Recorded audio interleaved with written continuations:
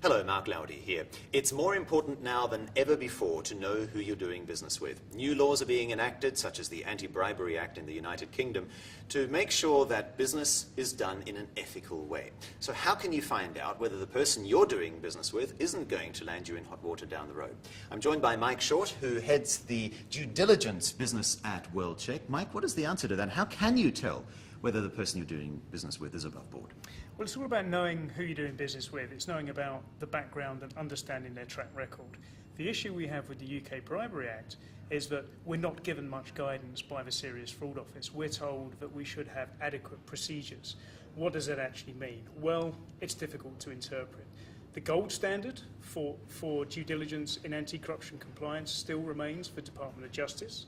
In their layman's guide to the FCPA, they will dictate a number of steps that you have to go through in order to meet their requirements. Now, one of those steps would be, for example, understanding the background and reputation in a market of a business partner. In this part of the world, that's relatively straightforward. We have the tools at our fingertips to be able to do that. Public information is relatively free and easy to obtain. It's knowing, though, the local nuances, and it's understanding who, particularly when you're dealing with politically exposed persons, who exactly it is you're dealing with. Asia is a big growth region in the world. Everybody wants to do business in Asia. How difficult, though, is it, given the cultural differences, let's say, between the US and Asia, or between Europe and Asia, to find out some of these things that you're talking about? Well, in no culture is it unwise to ask questions. You can ask as many questions as you like. It's how people will give you the answer that differs. Often when a US company will come to Asia and try and impose a compliance regulatory environment on their vendors, there can be cultural misunderstandings.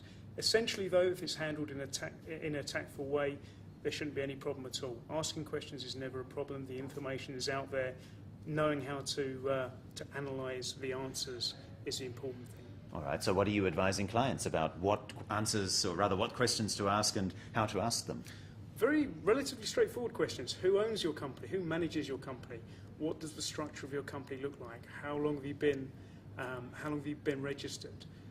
We do relatively straightforward checks, such as media searches, litigation searches, database searches, political exposure searches, and governance searches. The difficult thing is the analysis of the information that we bring. You have to have the local knowledge, and you have to be fully comfortable and au fait with the local languages in order to do the analysis properly. If you've got that covered and you know where to look for the information in the first place, you're in pretty good shape. And if you don't? You're on rocky ground. Asia is a very difficult place to find information sometimes. Although public information is freely available, it's not on your desktop. It's not like the States or the UK. You can't just go online and find information. It's out there, but you need to know where to look. Is that a shortcoming of the WorldCheck platform too? Absolutely not. No, we go out and we search information from primary sources. So if we're looking at a company in China, for example, we actually go to the company registry office that handles the registration of that particular company. Now that may be in relatively straightforward places such as Shanghai and Beijing, but it could be in places such as Gulumukchai. That's a 5-hour plane journey from Beijing. You've got to go there and get the records in person. We can do that, and that's why our clients trust and use us.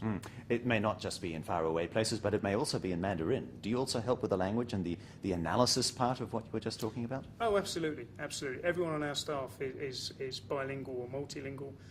Everyone in our China offices can read, write, and speak Chinese. The information is out there.